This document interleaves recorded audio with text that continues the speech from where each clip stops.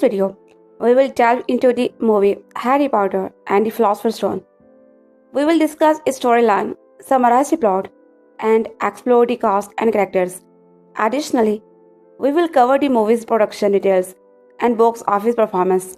Finally, we will provide reviews and share personal reaction. So let's get started. The very first Harry Potter film, Harry Potter and the Philosopher's Stone, or Stone, for its release in the United States, where audiences were assumed to be unfamiliar with the alchemical term, is now released after 20 years into a rather different world. Sadly, the actor who played the original Dumbledore, Snape, Uncle Vernon, and Mr. Ollivander, Richard Harris, and Alan Rickman, Richard Gifts, and John Hart, are no longer with us.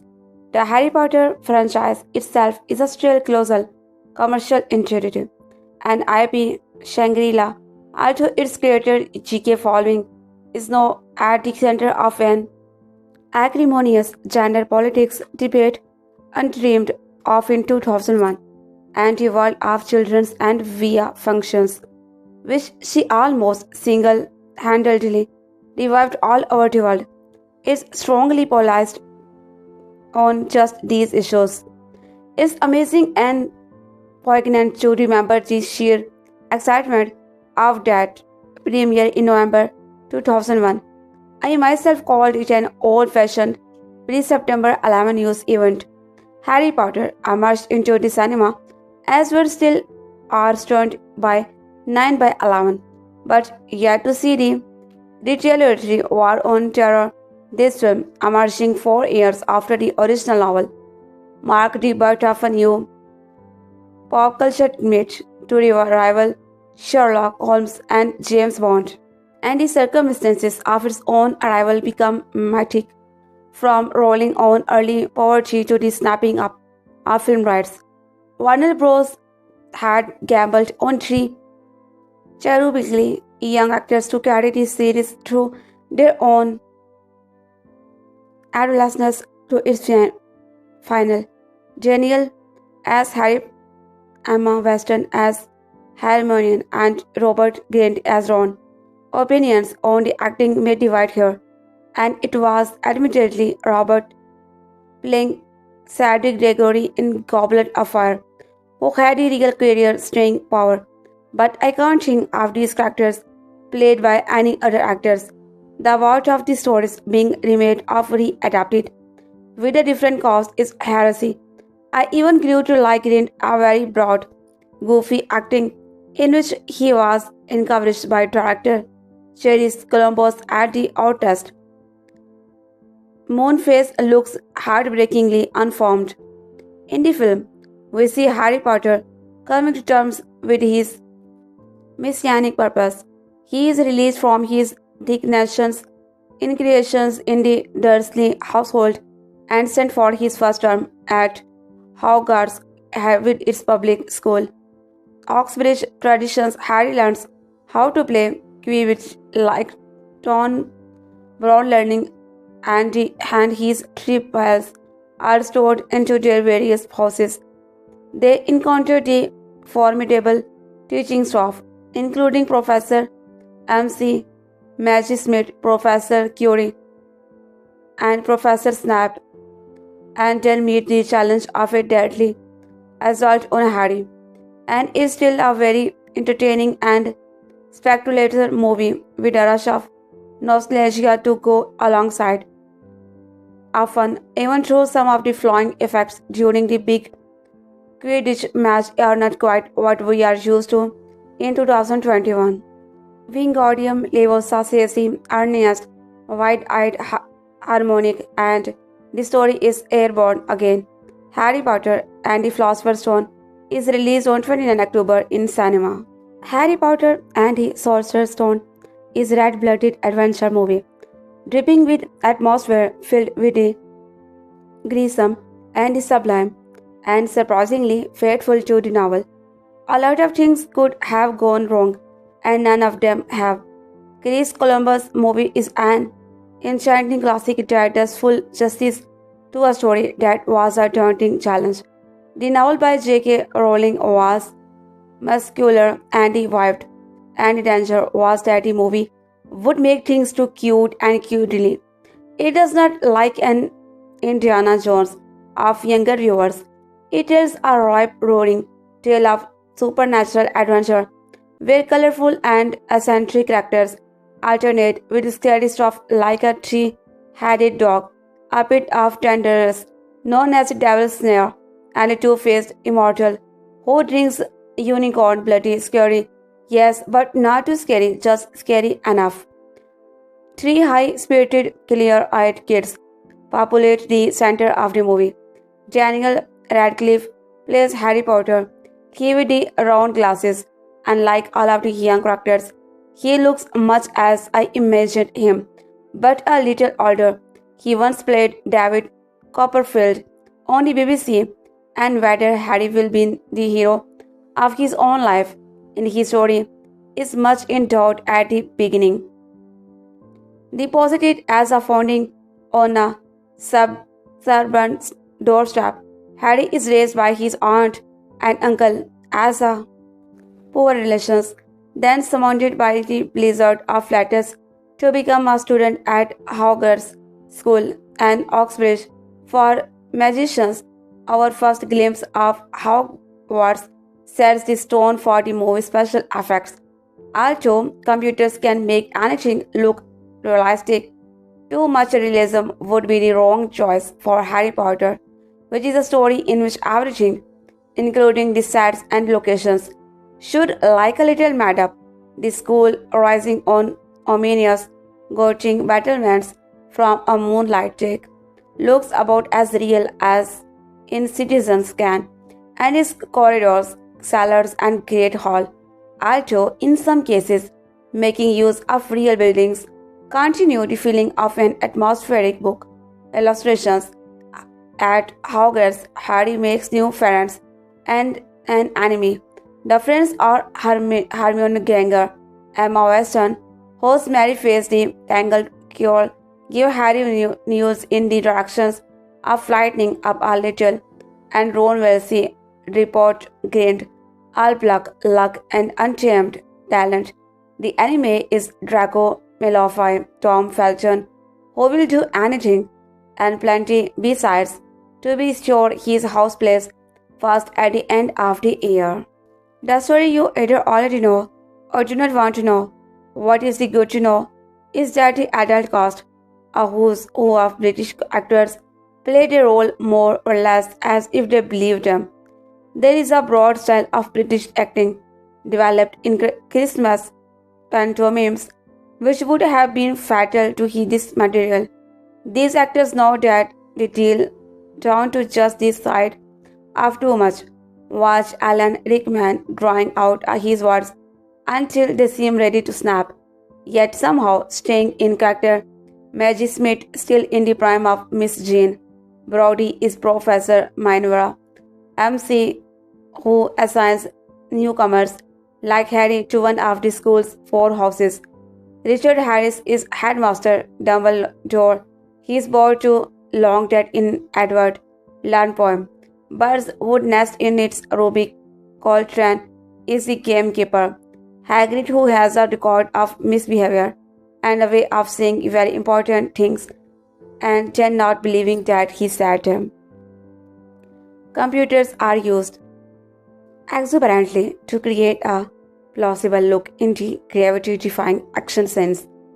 Reader of the book will wonder how the movie visualizes the crucial game of Quidditch. The game, like so much else in the movie, is more or less as I visualized it, and I was reminded of Stephen King's story that writers practice a form of telepathy, placing ideas and images in the heads of their readers. The reason some movies don't look like their books may be that some producers don't read them. If Quidditch is a virtuoso sequence, there are other set pieces of almost equal wizardry, a chess game with life-size deadly pieces, a room filled with flying keys, the pit of tendrils already mentioned, and a dark forest where a loathsome creature threatens Harry but is scared away by a centaur and the dark shadows of Hogwarts library, cellars, hidden passage, and dungeons, where an invisibility cloak can keep you out of sight but not out of trouble. During Harry Potter and the Sorcerer's Stones, I was pretty sure I was watching a classic, one that will be around for a long time and make many generations of fans. It takes the time to be good. It does not hammer the audience with easy thrills, but cares to tell a story and to create its characters carefully, like The Wizard of Oz, Willy Wonka and the Chocolate Factory, Star Wars and E.T. It is not just a movie, but a world with its own magical rules and some excellent Quidditch player. Harry Potter still has audience under its spell after all these years. Despite recurring debates around its creator, the franchise remains a cultural powerhouse, captivating the masses worldwide. They are we suddenly talking about Harry Potter, you ask? Well, we recently came across the streaming figure for the first installment in the series and thought it would be a great idea to take our reader on a nostalgia trip. But first, check out the streaming data, forming the pace of the piece. According to Collider, Harry Potter and the Philosopher's Stone clocked in over 40 million views on Max, enhancing nearly 20% of Warner Bros. Discovery subscriber base. These figures, extracted from Digital, its British streaming export list, reveal just how enduring people's love for Hogwarts is. The insight covering key territories such as the US, Canada, Japan, South Korea, and Australia paints a clear picture of fans' unwavering loyalty to the boy who lived. Philosopher's Stones, debuting in 2001, grossed USD 974 millions worldwide, with USD 317 millions coming from the domestic market and USD 657 million from international terrorists. For those unversed, the film introduced Daniel Radcliffe as the orphaned character who enrolls in the school of Wizardry and uncovers unsettling secrets about his lineage and the evil that haunts the magical world. Emma Watson, Rupert Grint, and Tom Felton also starred in the beloved 8-movie saga, which has a collective box office of USD 7.7 billion. Philosopher's Stone was not the only Harry Potter film captivating the earlier mentioned faction of viewers. The Goblet of Fire also cracked the top 10, further cementing the franchise's dominance. Beyond Hogwarts, British content as a whole and an impressive streaming presence last year, with US viewers alone consuming an astonishing 633 million hours of media. While WB can celebrate Harry Potter's continued command, Netflix still holds the crown when it comes to overall viewership statistics. Leading the charge of the streaming giant was Fool Me Once, Harlan Coben's thriller amazing a jaw-dropping 650 million views outside the UK, capturing over 42% of the platform's audience. Other British titles that were appreciated by entertainment buffs included Baby Reindeer One Day, The Gentleman, and more. Have you checked out Netflix's latest rich adult scenes yet? If yes, do share your opinion with us. A lot of things happened in the world of Harry Potter 19 years later. Not only was there the time jump in Deathly Hallows Part 2 that saw a grown-up Harry, Ron, and Hermione drop their future kids off at Platform 9 and 3x4 decades after defeating Voldemort, but it's also the amount of time it's taken for the very first film in the series, Harry Potter and the Philosopher's Stone, to cross the $1 billion mark at the worldwide box office. On its original release in 2001, the film pulled in over $974 million worldwide and since then has topped up the box office rankings in re-releases and reissue, from Harry Potter IMAX marathon screenings to be international redistributions in the intervening years. But the thing that finally pushed it across the $1 billion threshold, there has been a recent re-release in Chinese cinema, drawing people back to the big screen in the wake of the coronavirus pandemic. Since July this year, the film has earned over $17 million in China in a 4K IMAX 3D presentation. We are thrilled to see Harry Potter and the Philosopher's Stone delight a new generation of audiences, says Andrew Graves, Warner Bros. Pictures head of international distributions. The popularity of the film with moviegoers in China, who are discovering it for the first time, proves that the appeal of these stories is truly timeless and universal. This makes it the second film in the franchise to rake in over $1 billion, the other being its complementing book, The Deathly Hallows Part 2, with an overall tally of $1.4 billion worldwide. The continued popularity of Harry Potter makes the box office whoop of 2018 Fantastic Beasts: The Crime of Grindelwald all the more apparent. The second film in the Fantastic Beasts series approved the lowest grossing Wizarding World film so far, with worldwide receipts totaling $654 million.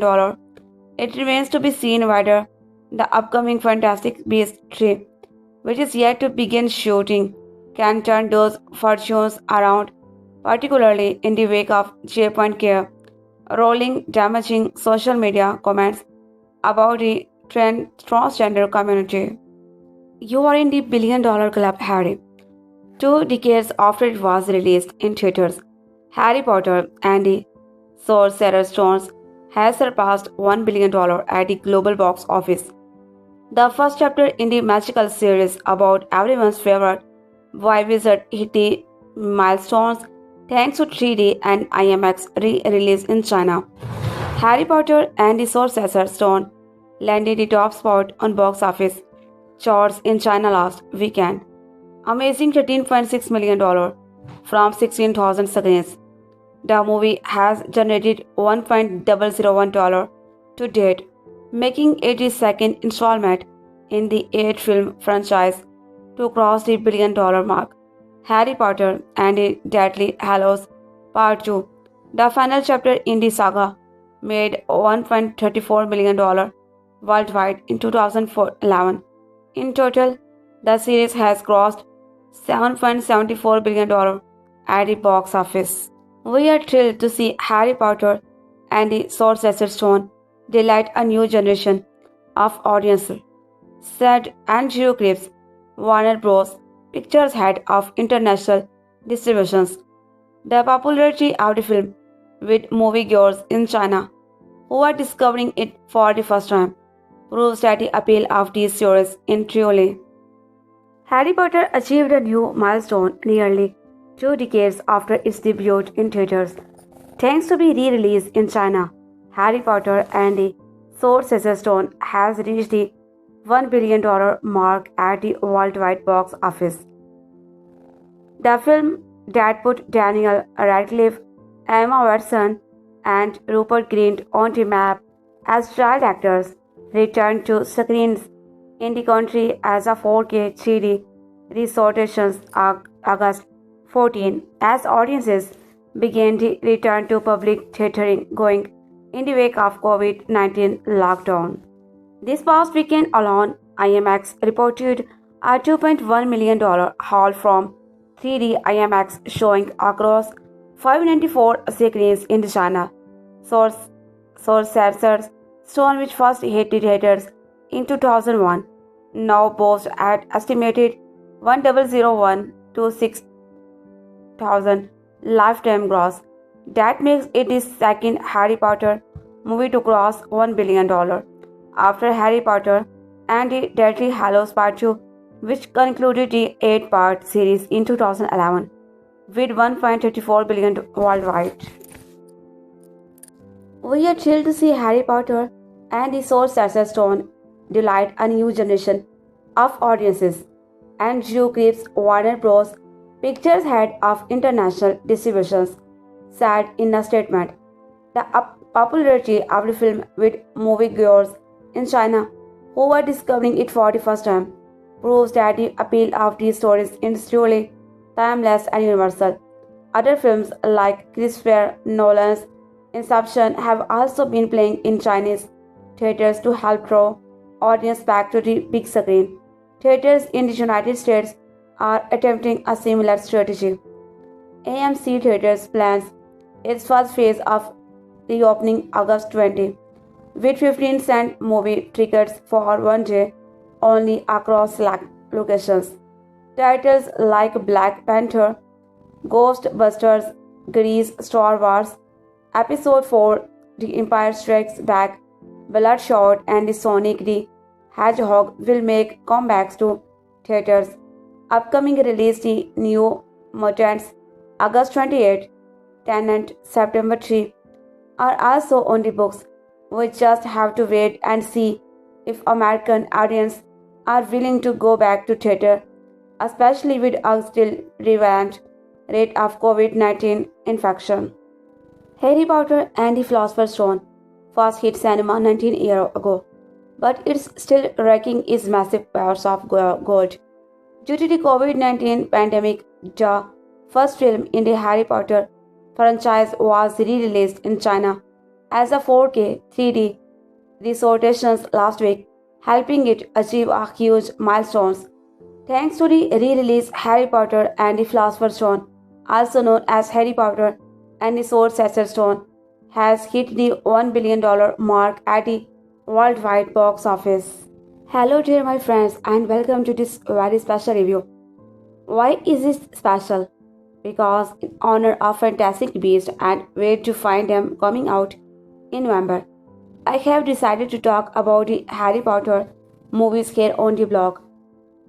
I was not sure in what style I would it in, however, so I held a little poll on Twitter. Movies here on the blog.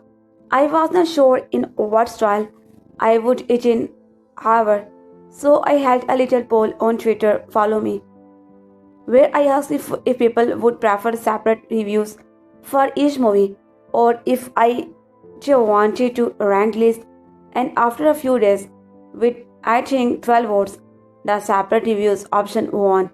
So here we are talking about the first one in the series. Oh dear, 8 movies before mid-November, while also doing month of spooks. J.S. Lewis. Ladies and gentlemen, Harry Potter and the Philosopher's Stones. Harry Potter Daniel Radcliffe leads a pretty shit life. He lives with his outright mean Aunt Fiona Shaw and Uncle Richard Graves R.I.P. and their dickhead son, Dudley Harry Milling. But one night, Harry gets a visit from Rebus Hagrid Ruby Coltrane's accused man, who tells Harry that he's wizard and will get to the Hogwarts School of Witchcraft and Wizardry, where he will learn all sorts of awesome magic related stuff. And it's through his experience at Hogwarts that he learns about who he really is and what that means for the wizarding world around him. There he also meets his new best friends, Ron Weasley and Hermione Granger, and from all of these we get an incredible, imaginative, and very well realized world and story that I find very interesting and entertaining. Yeah, the plot of this movie is good and sets up this universe very well. The only problem might be that it meanders a bit at times, which slows the passing down. It's not too bad, like with some movies, but I definitely noticed it. So yeah, great plot, but not the best pacing. The characters here are so interesting, well developed and entertaining, And a lot of this, I think, comes down to the absolute traffic casting. Seriously, they nailed the casting for these characters too damn well. Daniel Radcliffe was perfect as Harry Potter, perfectly nailing the whole oblivious to this huge wizarding world that he was brought into. For someone who was so young at the time, his performance was really good. Rupert Grint was really good as Ron, perfectly capturing this not too bright but still lovable and charming personality. Emma Watson and really good as Hermione, even if she could come off a bit busy in her performance, like she was a now. It will add little bit of his shark in her voice. Anybody who's seen the movies knows that what I am talking about. Robbie Coltrane as Hagrid was just perfect. Anytime he was on a screen, I wanted to give him a huge, that lovable off. The rest of the cast was pretty great too, with actors like Richard Harris, Magic Smith, Alan Rickman, from Tom Felton, John Hurt, Lanhart, John Cleese, and so many more. Yeah, I love them all. The original score for the movie was composed by the one and only John Williams. God with the conductor baton, and the music he created for the movie has lived on for so many years. And when someone hears it, they know what it's from, and it just sounds too great. Seriously, when I sat down to watch the movie in preparation for this review, the music gave the goosebumps. It was so awesome. Really, all the music in the movies is not a short of fantastic. Based on the book by J.K. Rowling, this movie was brought to life by director Chris Columbus, not the Italian explorer who rediscovered America, the man who also directed the first two Home Alone movies, and he did a fantastic job. And when directing the movie, everything is well shot and overall well done. The sets are also fantastic, combined with some of the practical costumes and makeup that are used throughout. There is also CGI in this movie, which for the most part looks pretty good. Some bites don't hold up as well now, such as the Quidditch game, which has some pretty outdated CGI. Seriously, go back and watch the Quidditch match and tell me with a straight face that it looks fucking flawless. You can't, it's impossible. So, yeah, that distracted a bit. But other than that, the CG holds up pretty well. And seeing some of the spells and stuff being used in the movie is pretty fun. I also love the wizarding world itself. There are so many cool details to it that makes it also unique and interesting. This movie has been well received on Rotten Tomatoes. It has a 80% positive rating and a fresh certification. On Metacritic, it has a score of 64 by 100. Roger Ebert gave the movie 4 by 4 stars, and on IMDb, it has a score of 7.5 by 10.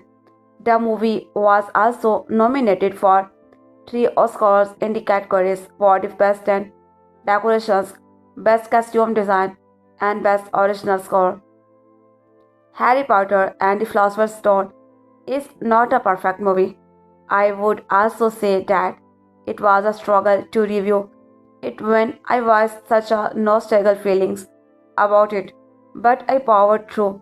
The plot is interesting, the characters are great, the acting is great, the music is just fantastic, the directing is good, and it's just really fun. However, the pacing at times is not that great, and there are some effects that don't really hold up. So now it's time for my final score. Alamora unlocks chest, open it, and finds envelope with result. My final score for Harry Potter and the Philosopher's Stone is a 9/11 by 10. so it's not perfect, but it's definitely worth buying. My review of Harry Potter and the Philosopher's Stone is now completed. One done, seven to go. Harry Potter and the Philosopher's Stone is the first book in a series of history about a young boy named Harry Potter. The author of the book is an English writer, J.K. Rowling. The book was first published on June 26, 1997, by the London publishing house Bloomsbury. The book became the basis for the film on the same name. The movie was directed by Cherise Columbus in 2001. The main role were played by 13-year-old Rupert Grint, 12-year-old Daniel Radcliffe, and 11-year-old Emma Watson. Hyman and Columbus 2001. Many adult roles were performed by the leading British actors such as Maggie Smith, Alan Rickman, Joan Cleese, and others. The film was nominated for 3 Oscar awards in technical nominations. At the same time, did not win any of them. It can be watched by children of almost any age. PG rating from MAP, Hyman and Columbus 2001. The paper is a film review. It describes the film Harry Potter and the Philosopher's Stone as one of the most successful films in the style of fantasy. In spite of the style fantasy and fairy tales, there are many everyday, ordinary, and exciting episodes in the film the audience loves. The plot of the film draws the viewer's attention during the first minutes of the film. The film begins with the holiday in the magical world, the death of Lord Voldemort, a powerful dark wizard, after the murder of Lily and James Potter. Voldemort had to kill Harry Potter, who was only one of 1-year-old professors, Dumbledore and MC Gonal and keykeeper Robs Hagrid leave Harry on the threshold for his aunts and uncle's house, Hyman and Columbus 2001. His aunt is the sister of Harry Potter's mother. The whole Dursley family hates Harry and everything about magic. Their son, Dudley, tortures Harry. In addition, they hide from Potter his origin and do not tell him that he is a magician. Darcy's family said to Harry that his parents crashed in a car accident. All 10 years, he lives in dressing room under the steps. Not knowing the truth, Hyman and Columbus 2001 at midnight. When Harry turns 11, the Gant Hagrid enters into the hut to deliver a personal letter to Harry Potter and says that the Harry Potter is enrolled in the School of Witchcraft and Wizardry. Hogwarts in school, Harry Potter finds new friends such as Ron Weasley, Hermione Granger, and Neville Longbottom, and gets a sniper of the unit of Quidditch, Gryffindor, Hyman, and Columbus 2001. Harry Potter, in addition to acquiring friends, also gets enemies in school. Draco Malfoy and his commandos. He learns that the Philosopher's Stone is stored in Hogwarts, a stone that can make gold and its owner immortal. It turns out that Professor Dumbledore hid the stone in Hogwarts, especially when he learned that someone wanted to take hold of it. Harry and his friends believes that Professor Snape want to possess this stone. At the same time, in the end, he realized that he was wrong when he met Skillwild's teacher in the storage room, Hyman and Columbus 2001. Skillwild tries to kill Harry, but it does not succeed. After touching Harry Potter, his body collapses and the soul of Lord Voldemort, who persists, comes out of the body. It turns out Lord Voldemort is alive and wants to get a stone to regain his flesh. At the end of the movie, Dumbledore tells Harry that he destroyed that stone that Voldemort would not try to capture it. Dumbledore tells Pochi why he could not kill Sekirol. It turns out Harry is guarded by ancient magic, the magic of love, the curse of which was imposed on him by his mother, Hyman, and Columns 2001. At the same time, Dumbledore replies that he cannot tell the truth until he gets older. Going on vacations home to the Dursleys, Harry on the platforms receives a gift from Hagrid, a photo album with photo of his parents.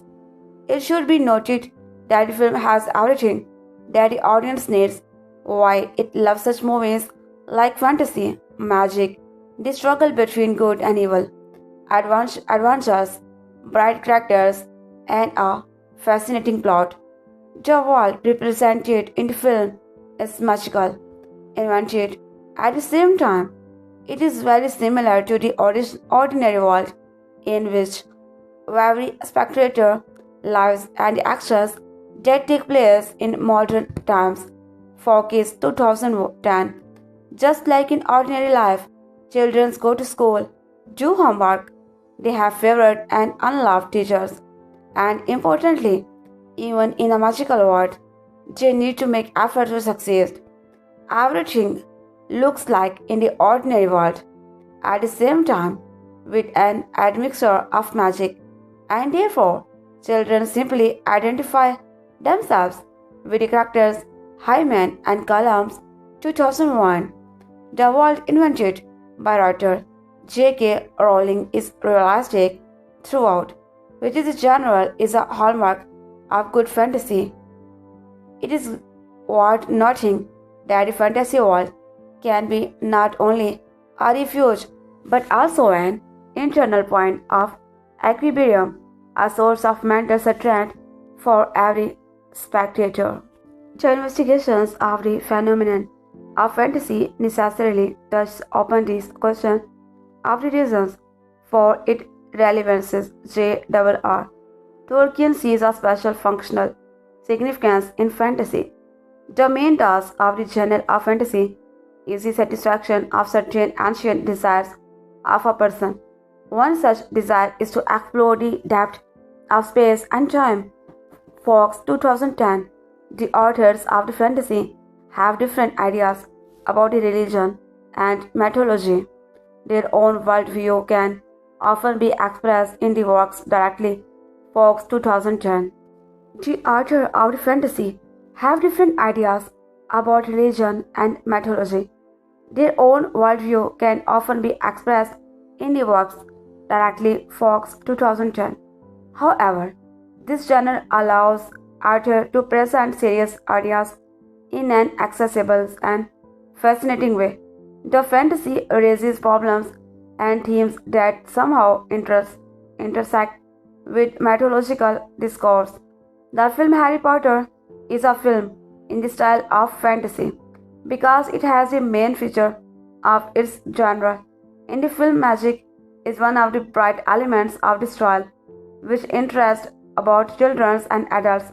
Magic is a good way to attract their viewers' audience with unusual adventure and events that do not happen in everyday life.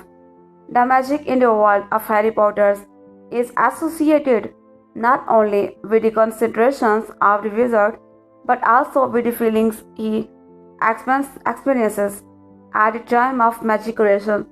Some light spells, for example, Patronus, work and only when the wizard feels strong positive emotions.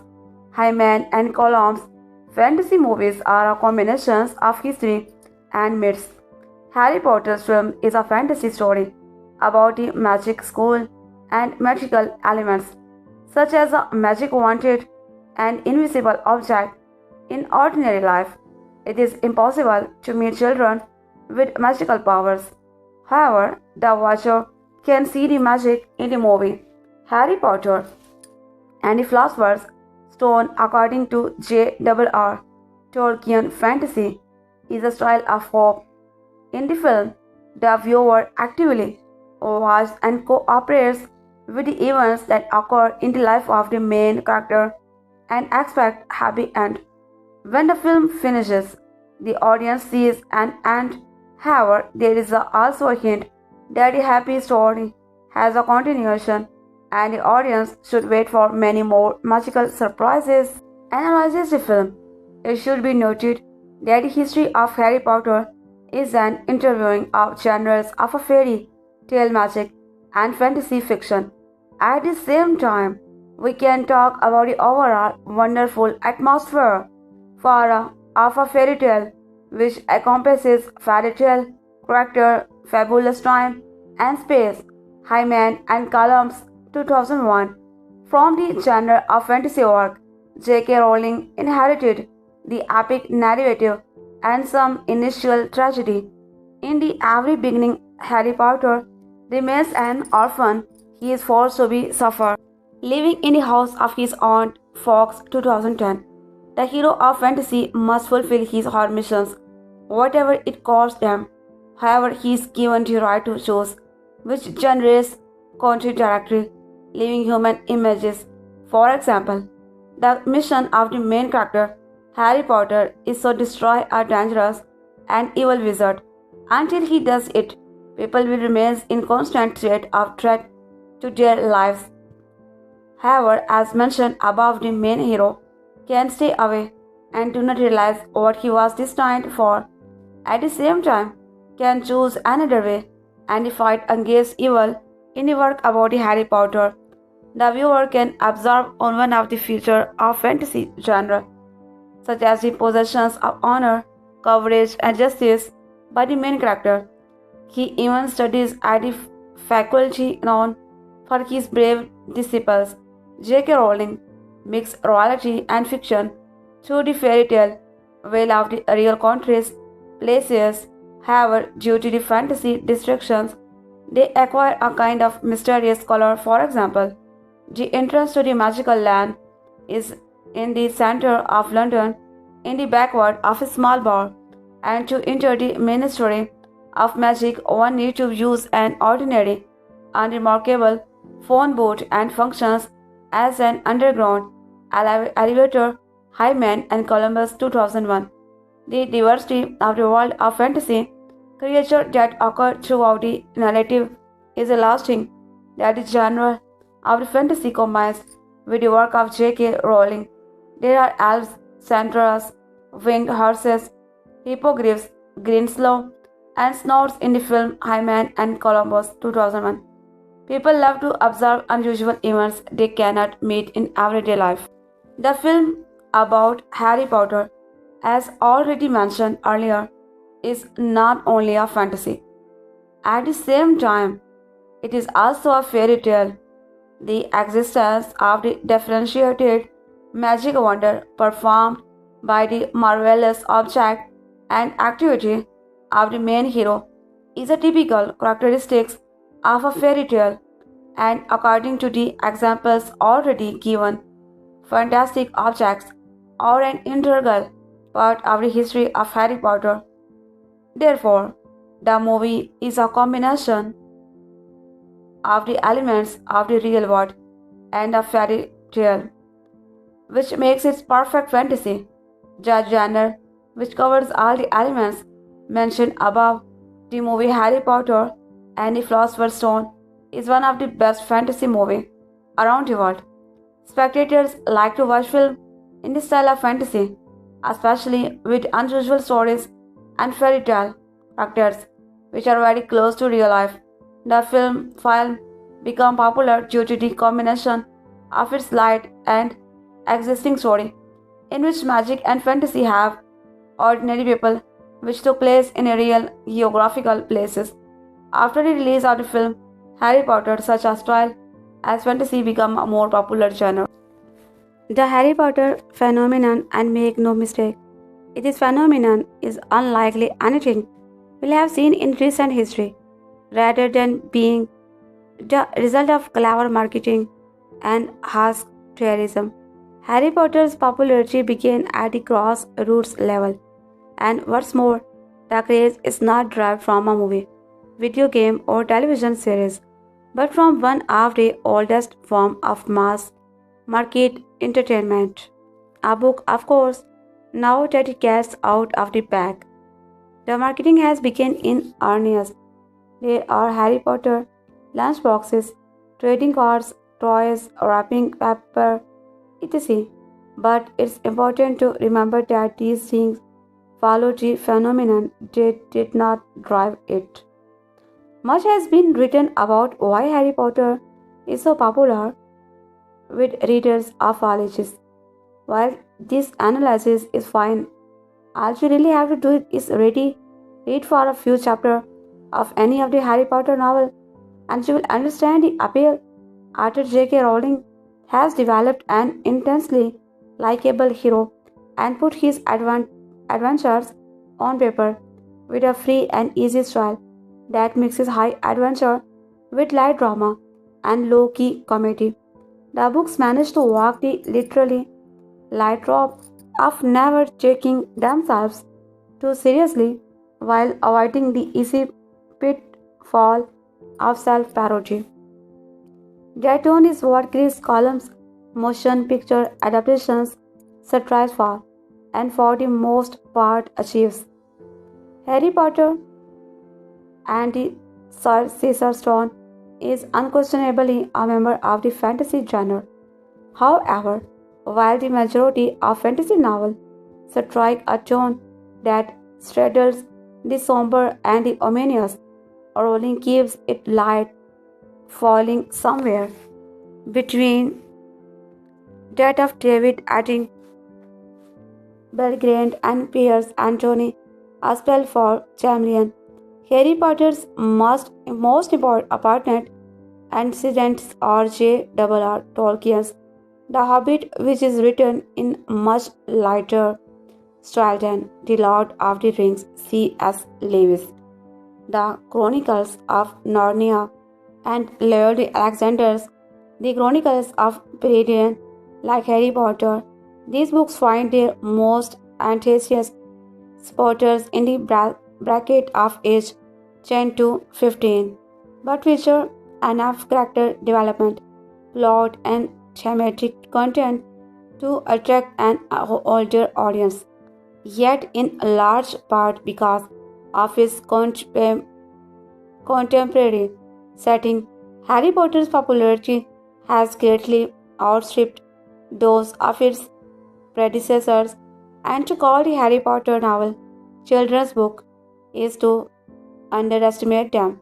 The only people who apparently do not like these stories are the religious fundamentalists, some of whom are leveling the same charges at Harry Potter fans that they accuse and Dragon's Slayer of 20 years ago. After the Harry Potter's novel became a huge international success, the one world questions regarding the movie adaptations become when, not if, initial reports indicated that Steven Spielberg would direct Harry Potter and the Sorcerer's Stone. But for whatever reason, there are about 100 rumors flying around. Spielberg backed out, leaving the door open for Chris Columbus, the crowd-pleasing filmmaker who has behind the camera for Mrs. Double Four and Home Alone, as well as Last We Forget, Stepmom and Bicentennial Man. At the outset, Columbus and Harry might not seem to be the best matchup, but with Harry Potter and the Sorcerer's Stone, Columbus proves at least one thing.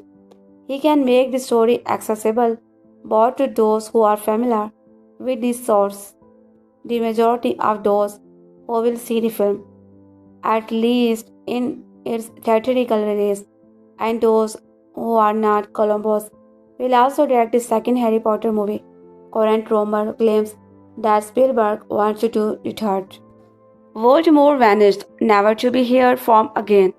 Now on his birthday, Harry is visited by the imposing Rubius Hagrid Rubis, who has come to bring Harry to Hogwarts School of Witchcraft and Wizardry, where he will study to fulfill his true calling as a wizard.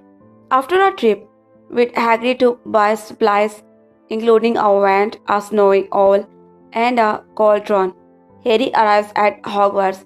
There he meets the classmates who will become close friends, such as red-haired Ron Weasley, Rupert Grint, and bossy Hermione Granger, Emma Watson, and antagonists such as the arrogant Draco Malfoy, Tom Felton. Then there is the headmaster of the Hogwarts, the venerable wizard Albus Dumbledore, Richard Harris and his staff, Professor Minerva, Transfiguration, Professor Cuverlan, whose course is Defense Against the Trocars, Professor Flitwick Warwick Davis, who teaches storms, and Professor Snap, Alan Rickman, Master of Potion.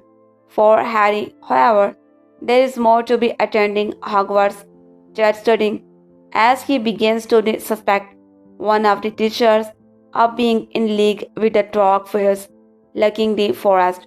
Harry Potter and the Sorcerer's Stone is rigorously faithful adaptations of the novel, with the exception of occasional details. Short scenes and portraits, everything in the book is in the movie, and at least 75% of Steve Klove's dialogue is lifted directly from the next. For Harry Potter fans looking to see how their favorite scenes appears on screen. For Harry Potter fans looking to see how their favorite scene appear on screen, this is the boom. But there is something almost workman-like about the Columbus approach to the project. Movies and books and different media, and the best approach for adopting the latter into the former is not always an unvarnished translation. Columbus does not use any on his 11th birthday. Orphan Harry Potter discovers that he is a wizard, so off he goes to Hogwarts school to learn the ways of the wand. But it's not all lessons and making friends. Harry is destined for a showdown with the evil Lord Voldemort. Sometimes the best plan is to do things by the book. With our 100 million Harry Potter readers desperate to rush down cinema as less to see their hero on the big screen for the first time. You can't blame Chris Columbus for sticking close to J.K. Rowling's novel. It's one thing to let your imagination loose with the words on the page. It's another to have those images backed up by a multi-million-dollar Hollywood budget. And from the very first sight of an owl perched on the privet drives road sign to the closing shot of the Hogwarts Express pulling away from the station with the majestic school sitting high on the hills behind. We know that every golden gallon has been well spent. That's why these faithful adaptations won't fail to win over the books fans with its wow factor. It thrives on audiences' recognitions. Johan Williams' score swells at key moments. Here's your first glimpse of Hogwarts is the dragon alley crammed with dignations detail as Columbus pulls back curtain after curtain to reveal all the avid readers' favorite bites. The standout sequences is the Gryffindor versus Slytherin Quidditch match, a fast-paced medieval rollerball with broomsticks. It sorts where the pension maniacs portrays straddled on the third lap. Harry Potter and the Philosopher's Stone has one advantage over so many other blockbusters. It already knows that it is the first in the series, so it doesn't have to become a self-contained hit movie before its sequel can receive the green light. This means it deliberately takes its time setting up to the character and the scenario before, like the book, pulling in a quest com would unit plot to provide a climax. This structure is fine for the initiated, but it might leave first timers feeling a bit uncomfortable with the shape of the movie. And because it's more of a kids' film than the book was just a kids' book, The 2.5 hour running time is bound to provoke some cinema squirming from young viewers. That said, Columbus ensures there's bit of an second magic coming over very couple of minutes, and not just in the shape of expensive effects.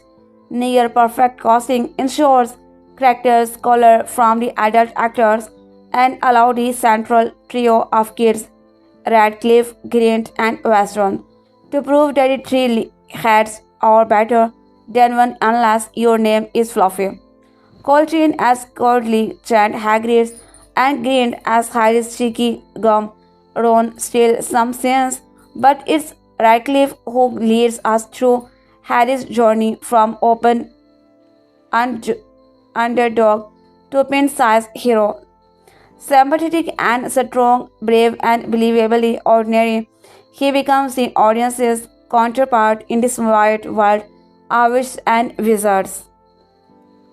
Even though a few of the book's scenes have been cut, fans probably could not hope for a better adaptations. It bodes well for the rest of the series when strong stories start taking precedence over setup. The Harry Potter book series by J.K. Rowling is known across the world. Rowling and her world became household names for many growing up in the early 2000s. Let's take a look at everything that happened in the movie adaptations that started it all, plus some differences between the book and movies that you might not know about, along with answers to the most frequently asked questions. Harry Potter is an orphan who is easily recognized by his peers because a lightning bolt scare on his forehead. After the death of Harry Potter's parents at the hands of the evil Lord Voldemort, Harry spends the next 10 years growing up with the Dursley, his aunt Petunia, her husband Vernon, and their son Dudley. Harry knows nothing about the magical world that is right under his nose. From the beginning, it's apparent that his family neglects him and that his cousin is spoiled beyond belief. While on a trip to the zoo, Harry ends up talking to Snack that was raised in adaptivity. Little does he know he is actually speaking Pers- Parseltongue, which we learn more about in the second movie. The moment his spoiled cousin Dudley sees this, he shows Harry to the ground to get a better look at the snack. Harry unintentionally uses magic for the first time and the glass disappears, causing his cousin to fall into the cage and allowing the snack the escape.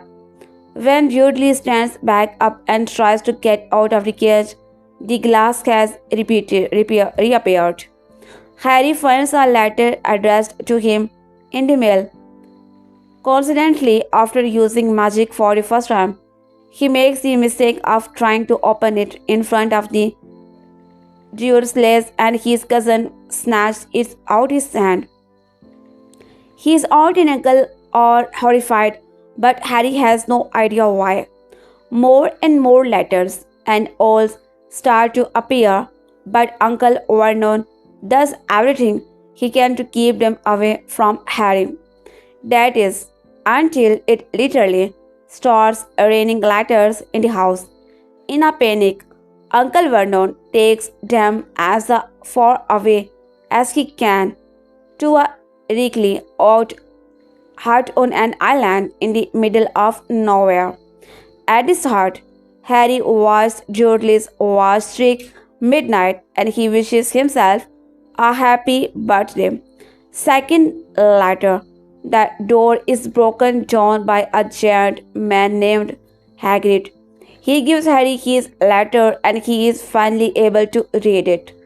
He learns that he is a wizard and has been invited to attend Hogwarts School of Witchcraft and Wizardry as he finally became of age.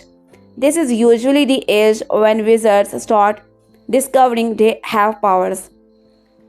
Harry also learns that his aunt and uncle knew the truth of him being a wizard all along, and not only kept his identity a secret but the cause of his parents' death a secret as well. When half-giant Hagrid spots Dudley eating the cake he bought for Harry, he uses magic to give him a pig's tail and then reveals he is strictly not allowed to use magic. The magical school's groundskeeper takes Harry to Digon Alley, a place located within the wizarding world where most students go to get all their school's supplies like books, robes, money, and wands. They go to a place called Gringotts, the wizarding bank, where Hagrid goes to Ward 713 to get a secret item for the headmaster. Harry then goes to Ollivander wine shop, where after a few tries, he finds the perfect wand. As the wand chooses him, Ollivander reveals that Harry and Voldemort's wands have twin cores, meaning they share are from the same phonics and are connected. Hagrid gives Harry an owl, which he names Hagwig, as a birthday gift. After shopping, Hagrid reveals more about the dark sorcerer that murdered his parents and left a scar on his forehead. Hagrid leaves Harry at King's Cross stations to find platform 9 3x4 on his own. After overhearing a woman mention the word muggle, Harry asks her for help. This is his first interaction with the Weasley family and he runs through the spoiler between platforms 9 and 10, which leads him to the magical train. On the train to Hogwarts, Harry meets both Ron Weasley and Hermione Granger, who later and being his closest friends throughout the entire franchise. When the students arrive at Hogsmeade stations, Hagrid leads them to the docks. The first year take the boats to reach the school and they get their first look at the castle from the Black Lake. It is a magical moment for everyone, students and viewers alike. Professor MC Gonagall leads the students to the sorting hat ceremony where each student is sorted into their houses based on what kind of persons they each are. The trio are all sorted into. Professor MC Gonagall leads his students to the sorting hat ceremony where each student is sorted into their houses based on what kind of person they each are. The trio are all sorted into Gryffindor, while the boy they met on the staircase, Malfoy, is quickly sorted into Slytherin. During the opening speech, the headmaster Albus Dumbledore warns students that the third floor carriers is strictly forbidden and any who venture they will die painfully. Harry starts attending classes the next year, where he attends Professor MC Gonagall's class. The Transfiguration teacher, head of Gryffindor House and the deputy headmistress, along with Professor Snap, the potions teacher and the head of Slytherin. Harry and Ron learn that the Transfiguration's teacher is an animagus, a witch that can shift into an animal. The potions master gives Harry a hard time in his class. The first hint at the professor's grudge against his father. While on the grand staircase, which changes positions on its own, the three friends ends up on the third floor by accident. They try to turn around but they see Flicker's cat, Mrs. Norris. They run for the door at the end of the hall and Hermione uses Alohomora to unlock it. The moment on the trio think they are in the clear, they turn around to see a giant three-headed dog ready to eat them and they flee. On the way back to their rooms, Hermione points out that the three-headed dog was put there intentionally as it was guarding a trapdoor. On Halloween, Professor Flitwick teaches the students how to cast Wingardium Leviosa, the lifting charm. Hermione corrects Ron's pronunciation. Hermione corrects Ron's pronunciations of the spell and shows off her own skills, which Ron later mocks her for. She overhears him and spends the rest for her day crying in the bathroom. At the Halloween feast that evening, the defense against the dark arts teacher runs into the great hall and announces that a troll has escaped and is in the dungeons. Everyone panics, but Harry and Ron realize Hermione's in the bathroom. So they go looking for her only to see that the troll has found her first. They battle the troll and Ron successfully defeats it by using Wingardium Leviosa on the troll's club and dropping it on his head. The teachers arrive, horrified to see that they had taken on the troll by themselves. The Transfiguration teachers revoke some points from their house for disobeying orders to return to their common room, but then rewards a few points of their bravery. Harry also notices that Snap, the potions teacher, has a gash on his leg. Harry is gifted the Nimbus 2000, a magical broomstick from the deputy headmistress as a gift to use during his very first Quidditch match against Slytherin.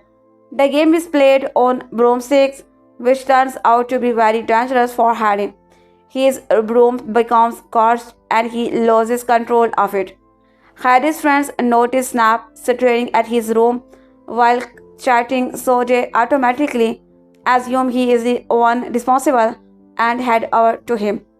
Hermione, hidden behind Snap, casts a spell and sets his cloak on fire. This distraction causes Snap to panic, resulting in him accidentally knocking over a few of the dishes. The curse is broken and Harry is in control again.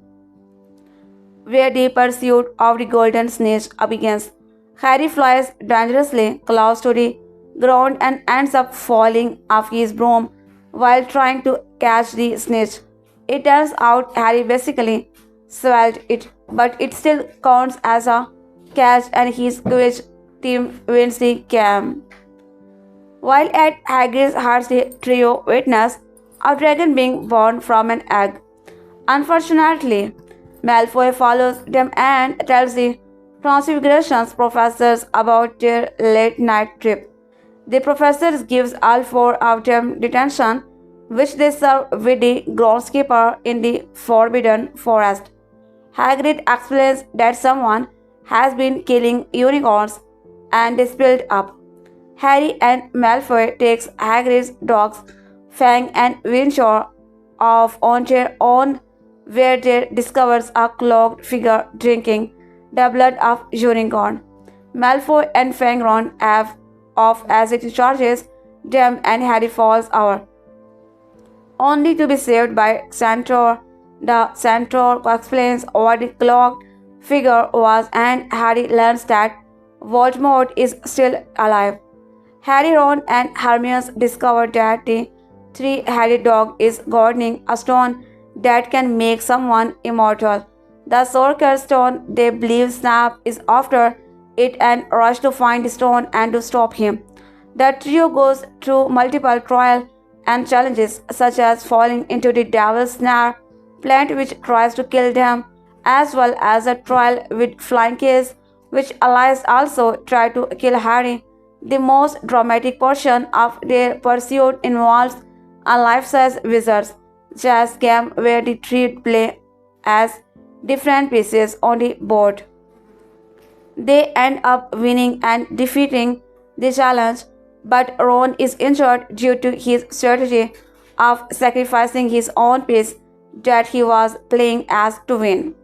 Hermione stays behind to help Ron and encourages Harry to continue on by himself.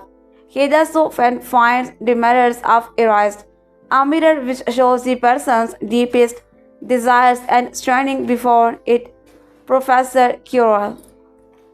Harry ends up with the stone in his pocket, as those that pursue it without the intent of using it are the only hosts who can obtain it. The defense against the dark arts teacher reveals that all along he has been a host for Voldemort. The professor unwraps his turban to reveal Voldemort's face on the back of his head. When Harry refuses to hand over the stone, Voldemort commands his host to kill Harry. But Harry's touch apparently is deadly to Quirrell. The reason is that Harry's mom sacrificed herself for her son, creating a spell preventing Voldemort from touching Harry, and it ends up turning the professor into nothing but stand. The spirit of Voldemort, however, managed to escape.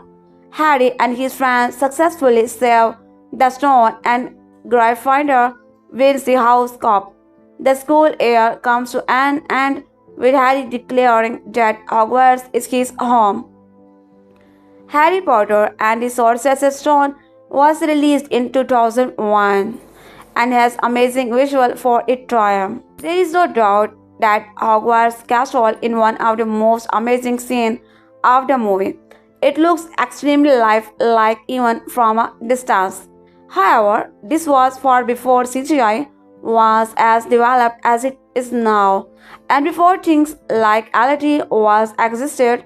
There are often times when you can tell the background as the grey screen, and if you have not seen the movie in a few years, some of the craft parts are glaringly obvious, especially the brick wall moving as Harry and Hagrid enter Diagon Alley.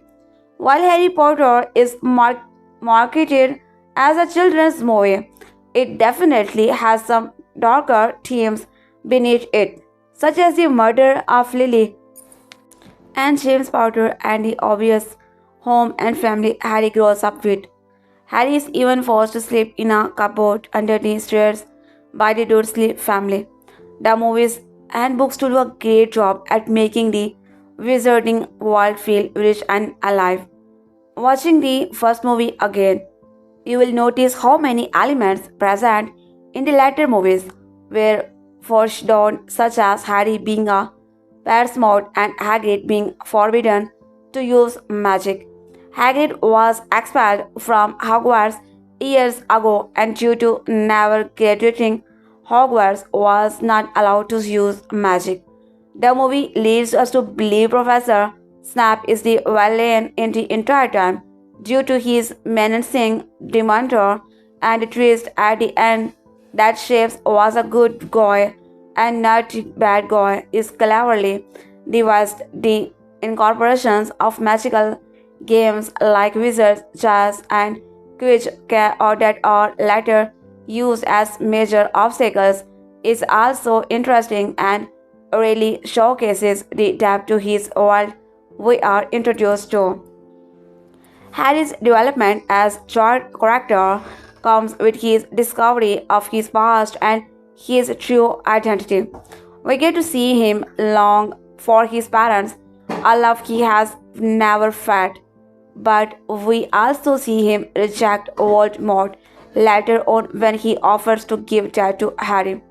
Ron and Hermione's characters tend to grow because of each other. The latter comes across as a know-it-all and the former an airhead, but they both prove they are more than that.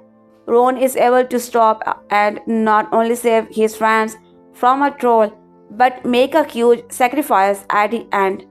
Hermione even address their dress to break the rules, like sneaking out at night and setting a teacher's robes on fire to protect her friends.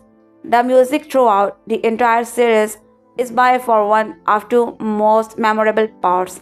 Even people who have never seen the movies automatically recognize the notes of Hagrid theme by John Williams. The music brings the world of Hogwarts to life and establishes the tone of the movie. The sound design is no different. The chatter is the great hall.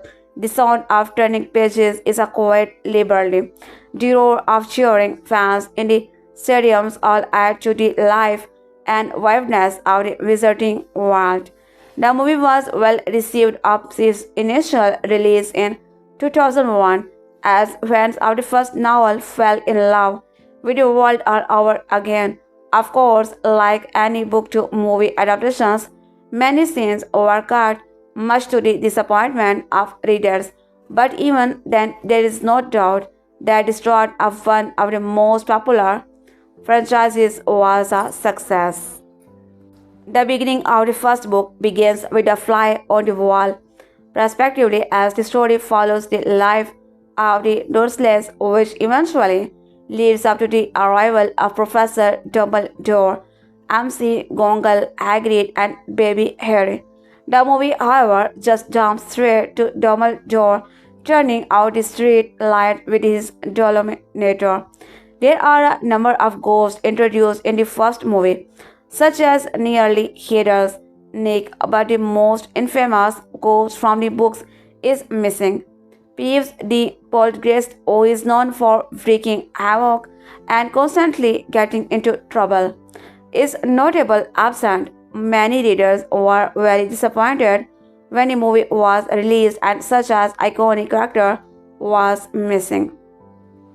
Harry meets Malfoy at Madame Malkin's clothing store in Dragon Alley in the book rather than on the staircase before the sorting ceremony, but in the board sense, despite Harry not fully understanding the wizarding world just yet, he can still tell Malfoy is the wrong sort of wizard to be around. In the books, Malfoy challenges Harry to a duel. Harry receives his father's invisibility cloak as a Christmas gift, and the trio uses it to sneak out and meet Malfoy. The Slytherin tricks them, and instead of merely running into the changing staircase at random, they narrowly escape Fleet, who almost catch them. As a result, they accidentally encounter Fluffy. Each teacher sets up a trial that a person had to overcome to retrieve the stone, but only a few of these are showcased in the movie. Among the missing trial is Professor Snape's test, which serves as the trio's initial clue that Snape might not be the villain. One of the trial involved a row of deadly potions, and one of them had to choose the non-deadly potion and drink it. Hermione once again demonstrates her intelligence as she bravely selects the correct potion, allowing them all to progress. As the first entry in the Harry Potter film series, Harry Potter and the Sorcerer's Stone stands as a piece of film history. What Star Wars had done for a fantasy in a science fiction setting, Harry Potter achieved for fantasy in a distinctly English setting. It felt big and new, and captured the inner child of many readers and moviegoers worldwide thanks to the faithfulness of its adaptations, the strength of its core cast, and the quality of its effects. Popular film critic Roger Ebert even hailed it as a classic right of debate. There was good reason for this kind of deception as well. The Sorcerer's Stone serves as fantastic beginning to what would become a 8-movie series full of epic moments of humor, loss, victory, and amazement. It's distinctly a child story, allowing the film's tone to grow with its core characters, who are only 11 at the series' beginning. However, it hints at the more adult trials that await its principal characters, while also establishing the core characteristics that make them worthy heroes even as they mature. Taking Harry Potter and the Sorcerer's Stone at face value, the film's first two acts are more about discovery and childlike wonder. The once abused Harry is swept from his life of neglect and mistreatment at the hands of his aunt and uncle to one where the impossible is possible. In the magical world, Harry is the wealthy celebrity, a talented athlete, and a gifted wizard with a bright future up until the film's climax, where Harry confronts Voldemort. Harry is living out every child's fantasy. What makes Harry a hero, however, is not any of his talents. He may seem especially gifted by fate, but that does not mean much when your life's on the line. Instead, Harry's heroism, perhaps, derives from his bravery, the defining feature of Gryffindor House. He proves his bravery after he is tempted by Voldemort and still chooses to oppose him, refusing to hand over the Sorcerer's Stone and even miraculously fighting off Voldemort's host, Professor Squirrel. True Harry has been bold from the movie's beginning, standing up to Draco and sneaking around the school at night. He tries to investigate the Sorcerer's Stone and oppose Voldemort family Semantis characterizations. This traits consistence for the rest of the series as Harry continually takes initiative in the fight against dark magic even when he does not need to. Unlike other heroes, Harry is not necessarily forced into conflict, at least until he gets older. He runs headlong into them, proving his mettle long after the events of Sorcerers. Despite what the series name might suggest, however, Harry Potter is not the only important person in the story. He proves himself a hero all by his lonesome. Harry would never reach Voldemort or bypass the challenges which preceded the Dark Wizard if it does not for his friends Hermione and Ron, of course, as the two other main characters of Harry Potter series, the two stalwart allies put on their own displays of heroism in the film's final hour. Of the trio, Hermione is the first to receive an opportunity to be a hero after the two sneak into the series of chambers meant to guard the Sorcerer's Stone. They encounter a new kind of trap. The floor of one chamber is no floor at all, but rather a deadly planet known as Devil's Tower. She and Harry, who follows her leads, pass through unharmed. Unfortunately, Ron is now too composed, and Hermione has to show her strength again by recalling a light spell capable of repelling Devil's Shore. Meanwhile, Ron receives his own heroic moment during the last challenge, a life-size version of Wizard's chess. Ron proves himself both a seasoned strategist and a courageous leader when he sacrifices himself on the board to allow Harry the chance to checkmate the opposing pieces. Ron and Hermione are pretty heroic in Sorcerer's Stone, and they remain heroes for the rest of the series, staying by Harry's side no matter what. One important conclusion to be gathered from each of these characters' heroic moment is that success is only achieved through human connections. Harry would never have bypassed the many chambers guarding the Sorcerer's Stone if his most trusted friends were not right there with him, willing to put their own lives on the line to reach the same goal. They share a bond and a level of trust that makes them more than the sum of their parts. After all, these challenges were put into place by Hogwarts teachers, some of Britain's greatest wizards, yet 3 years old managed to surpass them all. The idea that human connection is Harry's greatest weapon is revealed by Dumbledore in the film's final moments when he reveals that Harry was only able to defeat Quirrell and Voldemort because of the enduring love magic his mother caused to protect him on the night Voldemort murdered her. Harry did not know it, but the love of his friends and family had always been there to prop him when his courage and skill alone were not enough to do the job. Ultimately, in the franchise's final installments, Harry learns just how important his mother's sacrifice was in his battle against Voldemort, and Sorcerer's Stone gives audience a taste of what's to come. The Harry Potter books series by J.K. Rowling is known across the world. Rowling and her world became household names for many growing up in the early 2000s. Let's take a look at everything that happened in the movie adaptations that started it all, plus some differences between the books and movies that you might not know about, along with answers to the most frequently asked questions. Harry Potter is an orphan who is easily recognized by his peers because of a lightning bolt scar on his forehead. After the death of Harry Potter's parents at the hands of the evil Lord Voldemort, Harry spends the next 10 years growing up with the Dursley, his aunt, her husband Vernon, and their son Dudley. Harry knows nothing about the magical world that is right under his nose. From the beginning, it's apparent that his family neglects him and that his cousin is spoiled beyond belief.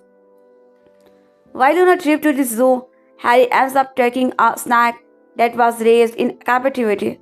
Little does he know he is actually speaking, which he was more about in the second movie. The moment his spoiled cousin Dudley sees this, he shows Harry to the ground to get a better look at his snack.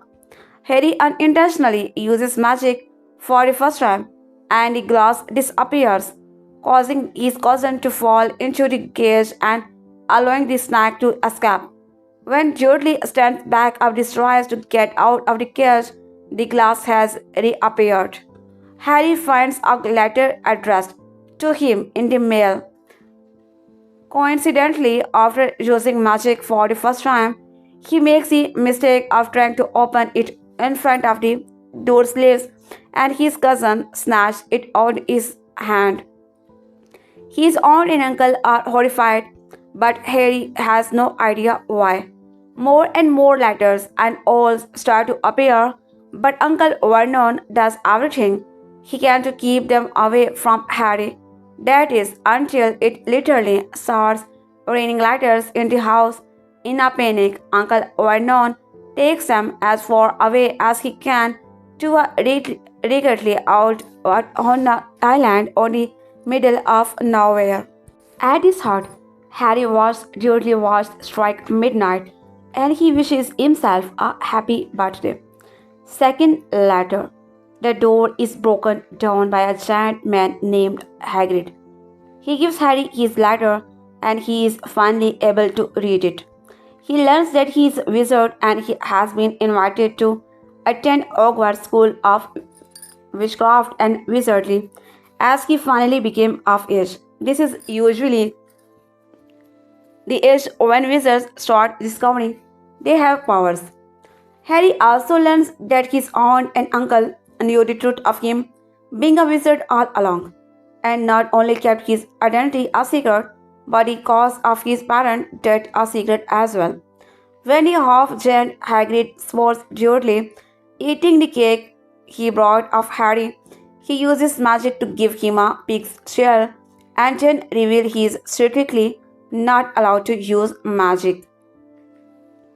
The magical school's groundskeeper takes Harry to Dragon Alley, a place located within the wizarding world where most students to get all their school's supplies like books, robes, money, and wands. They go to a place called Granger's, the wizarding bank, where Hagrid does to value 17 to get a secret item for the headmaster. Harry then goes to Ollivander Wand's shop, where after a few tries, he finds the perfect wand. As the wand chooses him, Ollivander reveals that Harry and Voldemort are wands have jump codes, meaning they share a tail feather from the same phoenix and are connected. Hagrid gives Harry an owl, which he names Hugh, as a birthday gift. After shopping, Hagrid reveals more about the dark sorcerer that murdered his parents and left a scar on his forehead. Hagrid leaves Harry at King's Cross Station to find platform 9 3x4 on his own. After overhearing a woman mention the word Muggle, Harry asks her for help. This is his first interactions with the Weasley family, and he runs through the pillar between platform 9 and 10, which leads him to magical train. On the train to Hogwarts, Harry meets both Ron Weasley and Hermione's Granger, who later end up being his closest friends throughout the entire franchise. When the students arrive at Hogwarts stations, Harry leads them to the docks. The first year take the boats to reach the school and they get the first look at the castle from the Black Lake. It is a magical moment for everyone, students and viewers alike. Professor M.C. Gongal leads the students to the sorting hat ceremony where each student is sorted into their houses based on what kind of person they each are. The trio are all sorted into Gryffindor while the boy they met on the staircase. Malfoy is quickly sorted into Slytherin. During the opening speech, the headmaster Albus Dumbledore warns students that the third floor corridor is strictly forbidden and any who venture they will die painfully. Harry started attending classes the next day, where he attends Professor M.C. Gongal's class. The Transfigurations teacher, head of Gryffindor House and deputy headmistress, along with Professor Snap, the potions teacher and head of Slytherin. Harry and Ron learn about that Transfigurations teacher in an animagus, a witch that can shift into an animal. The potions master gives Harry a hard time in his class. The first hint at the professor's Grioggio against his father. While on the grand staircase, a staircase which changes positions on its own, the three friends ends up the third floor by accident. They try to turn around, but they see Flesh a cat. Mrs. Norris they run for the door at the end of the hall, and Hermione uses Almo to unlock it. The moment the trio think they are in the clear, they turn around to see a giant three-headed dog ready to eat them and they flee. On the way back to the rooms, Hermione points out that the three-headed dog was put there intentionally as it was guarding a trap door.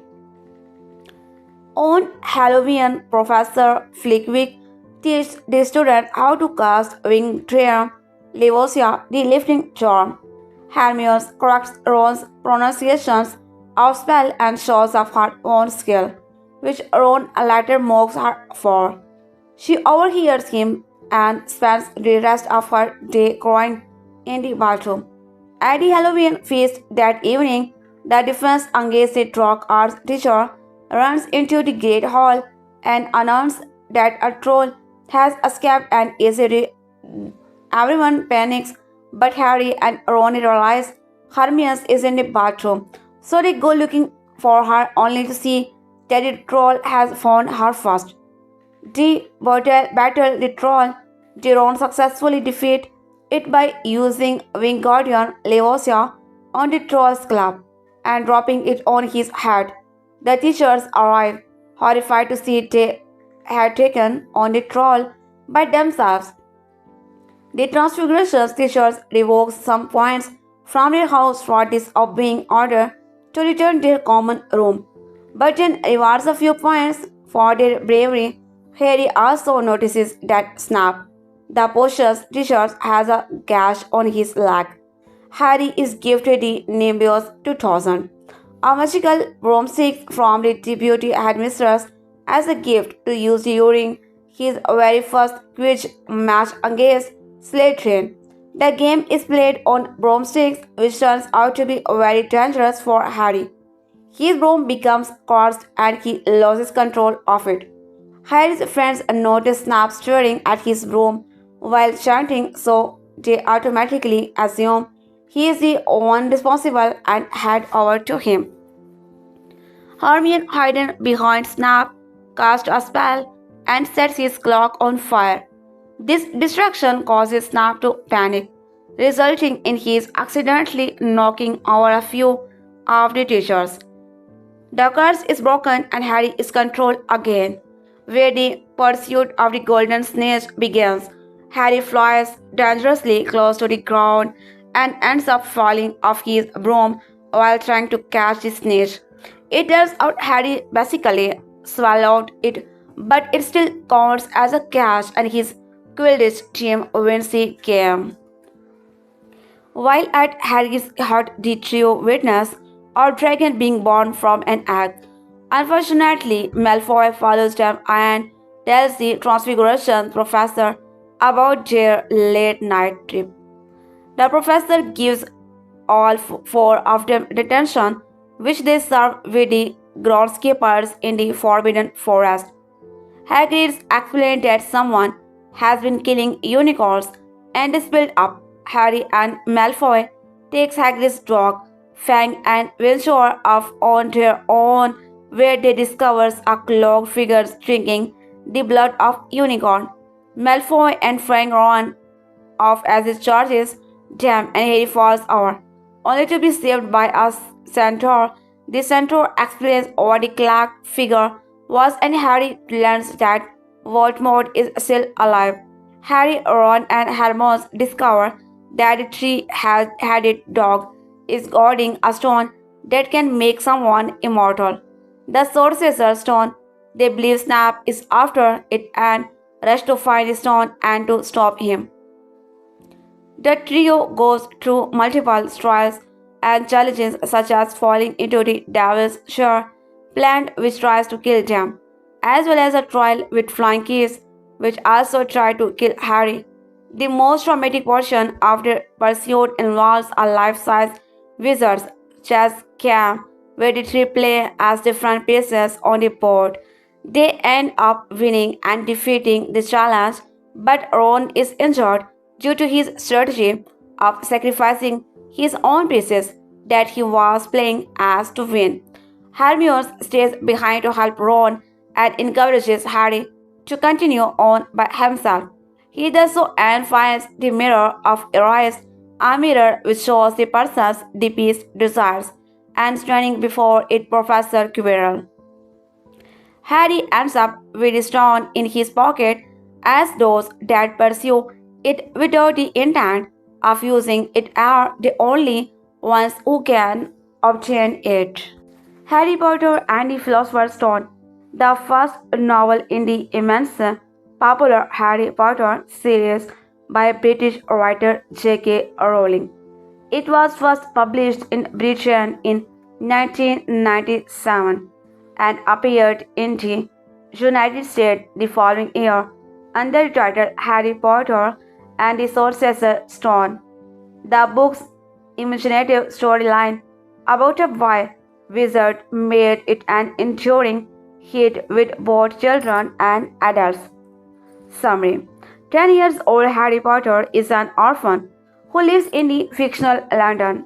Superb of later winning sorry with the Dursleys, his uncaring aunt Petunia, Lord Sam's uncle Vernon, and spoiled cousin Dudley. The Dursleys barely tolerate Harry and Dudley bullies him. One day Harry is astonished to receive a letter addressed to him in the cupboard under the stairs where he sleeps. Before he can open the letter, however, Uncle Vernon takes it. Letters for Harry subsequently arrive each day in increasing numbers, but Uncle Vernon tears them all up.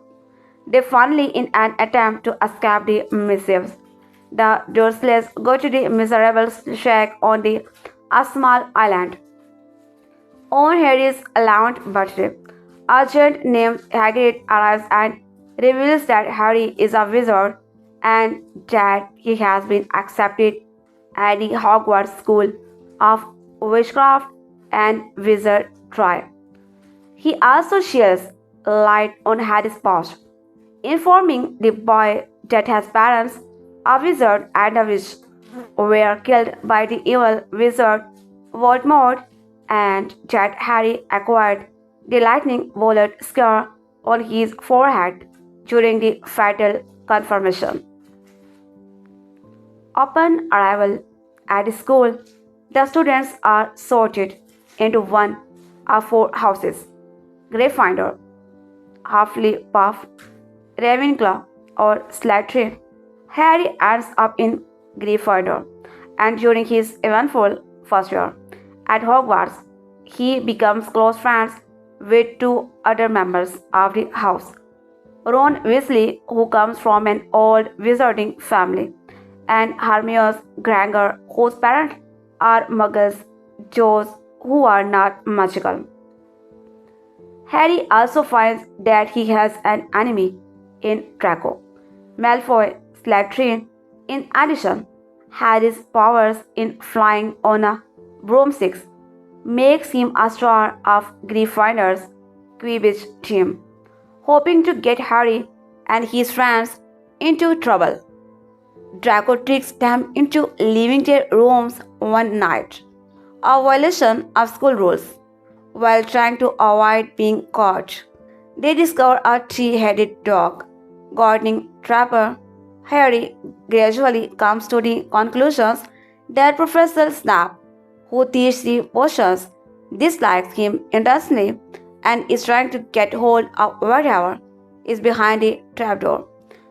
Harry receives his father's cloak of invisibility as a Christmas gift, and while exploring under the clock's cover, he finds the mirrors of Arrest, in which he can see her parents. Later, Headmaster Albus Dumbledore explains that the mirror shows the viewer's deepest desire. Harry, Ron, and Hermione's deduce that the treasure under the trapdoor is the Philosopher's Stone, which can transform metal into gold and can also confer immortality. They later discovered that Voldemort has been killing a unicorn in the Forbidden Forest and drinking their blood. Another way to achieve immortality, the trio comes to believe that Snap is in league with the evil wizard. After learning that Hagrid revealed the secret way to pull the three-headed Dr. Sleep to a suspicious stranger, whom they believe to be either Snap or Voldemort, they are certain that the Philosopher's Stone is in danger. The three classmates uses the cloak of invisibility on a secret mission to get the stone themselves to keep it from Voldemort. After getting past the dog and defeating various protective spells, Harry receives rooms in which the stone is hidden and is surprised to find the perpetually nervous Professor Quirrell there.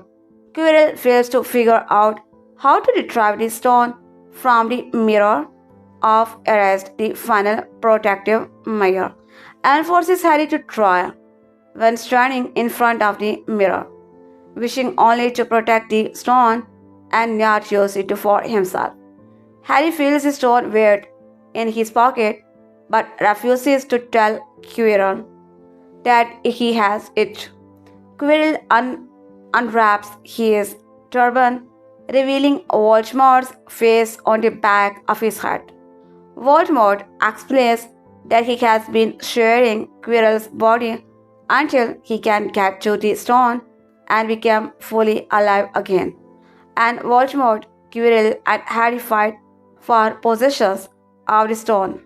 Until Harry blacks out, he awakens in infirmary and learns that Dumbledore saved him.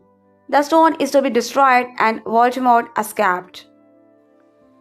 Harry Potter and the Philosopher's Stone is an enthralling start to Harry's journey towards coming to terms with his past and facing his future. It was the first book written by Rowling, and she was praised for creating well-rounded characters and a finally realized wizard universe that coexisted with the present world, and almost immediately critical and popular success. It was translated into some 60 languages. The 6 later novels about Harry's further adventures at Hogwarts were equally popular. The film Harry Potter and the Sorcerer's Stone 2001 was a blockbuster. Harry Potter, fictional character, a boy wizard created by British author J.K. Rowling, His coming of age exploit are the subject of seven in a mostly popular novel 1997-2007, which were adapted into 8 films 2001 to 11. A play and a book of its script appeared in 2016. Harry Potter was first introduced in the novel Harry Potter and the Philosopher's Stone, 1997, also published as Harry Potter and the Sorcerer's Stone, as an orphan who is mistreated by his guardian aunt and uncle and their son. On his 11th birthday, it takes a great deal of bravery to stand up to your enemies, but a great deal more to stand up to your friends. Albus, Harry Potter and the Sorcerer's Stone. Harry Potter and the Sorcerer's Stone is the movie made after the book, where the main character, Harry Potter, is delivered a letter saying he was invited to attend the magical Wizardry school, Hogwarts.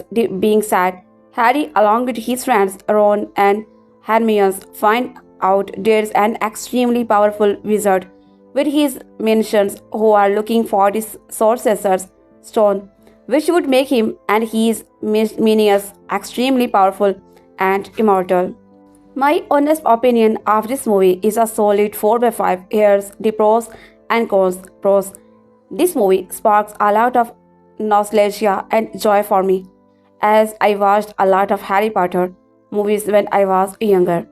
The main characters, Harry, Ron, and Hermione, were very nicely played by their actors in this movie and have great chemistry. Their acting and parts in this movie just sucked me in and were just overall very lively. Harry is the focal point of the entire story, of course, with Hermione being the intelligent parts of this group. Then Ron typically being the comedic relief for the audience to enjoy. J.K. Rowling honestly did a great job bringing the entire magical world together and made Hogwarts so imaginative and bringing things to life. Experiencing the world of wizards feels so mysterious, fulfilling, and amusing. I personally think the movie is a very good reenactment of the book. Bringing your imaginations onto the screen changes things, and it's exciting to see the world J.K. Rowling actually created for people to see. The story itself throughout the movie is played out very well. I loved everything that led up to the stone and what Harry, Ron, and Hermione had to go through to get it to. They basically had to go through a magical escape room and many challenging obstacles. Cons. Something that bothered me was just how easily convenient everything was for Harry Potter, such as his survival having a really smart friend to get him and his group out of any situations, somehow getting his hands on the invisibility cloak and getting the fat Swass's broom.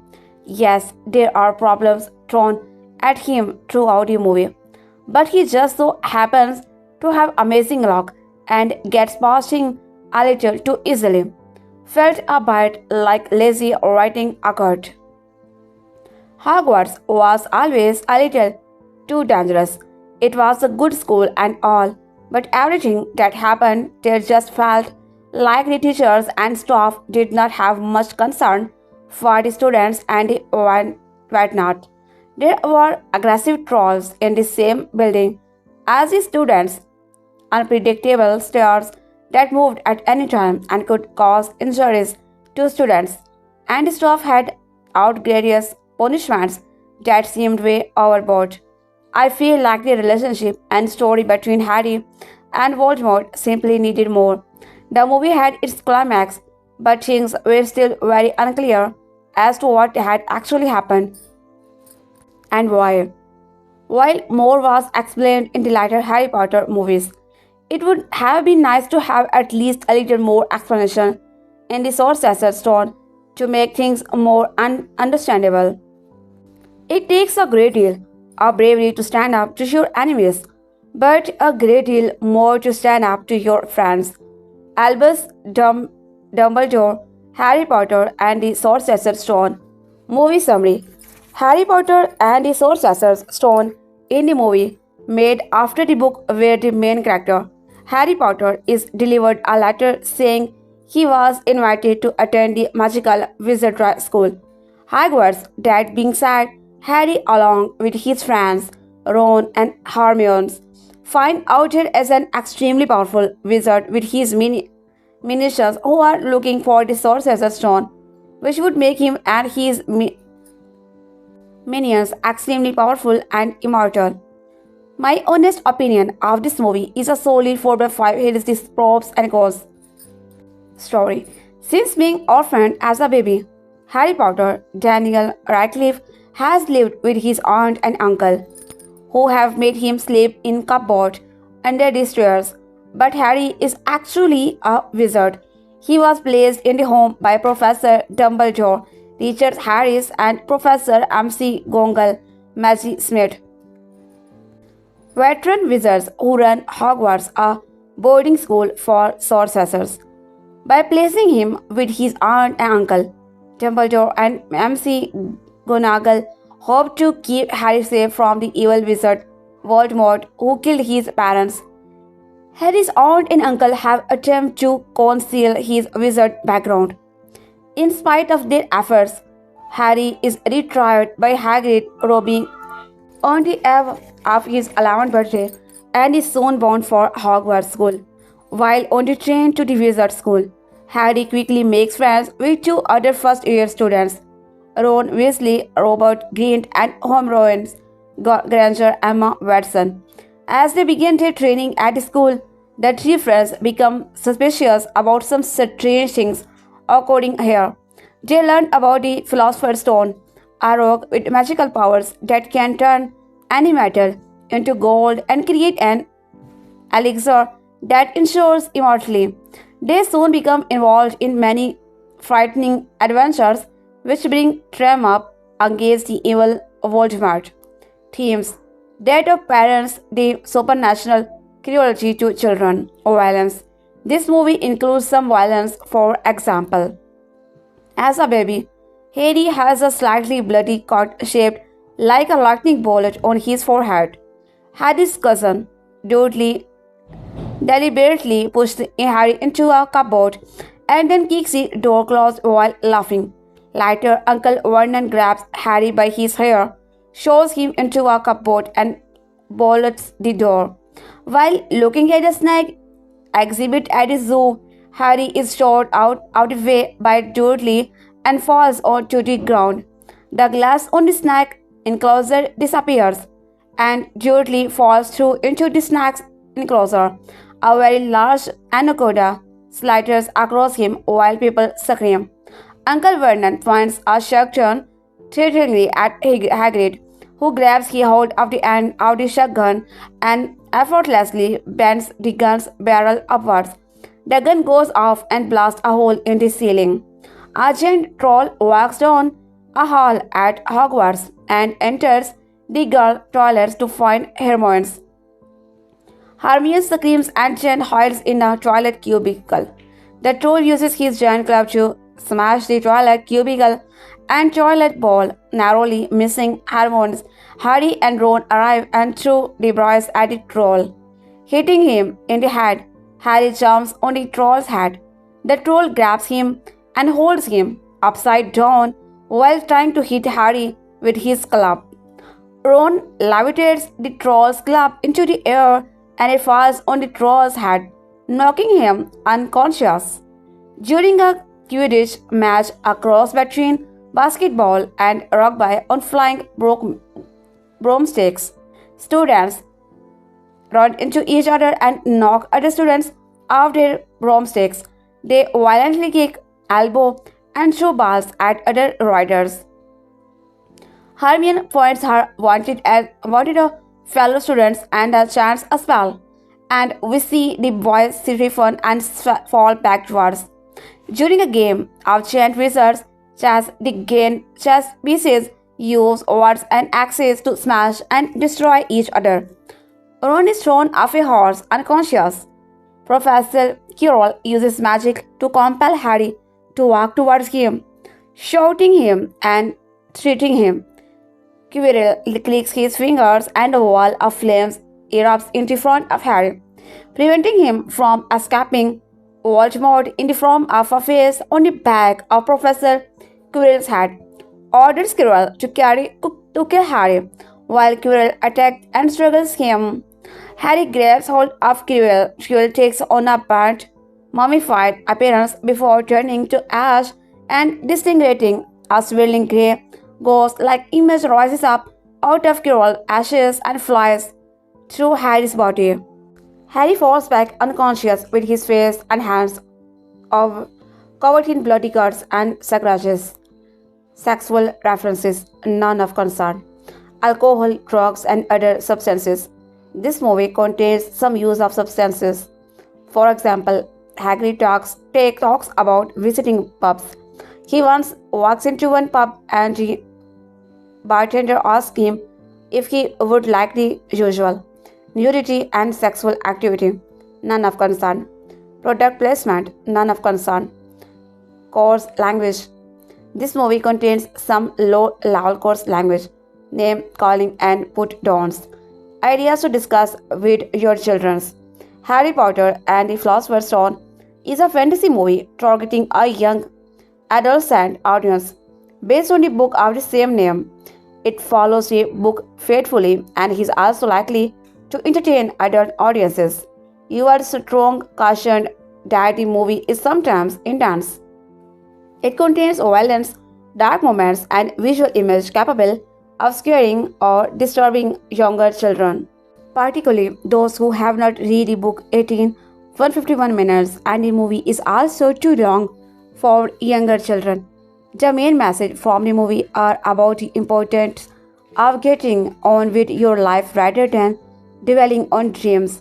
It also highlights friendship and good triumphing over will. Values in this movie you might like to reinforce with your children include bravery and selflessness. You could also talk about the real life of consequences of knowingly placing yourself in a dangerous situations.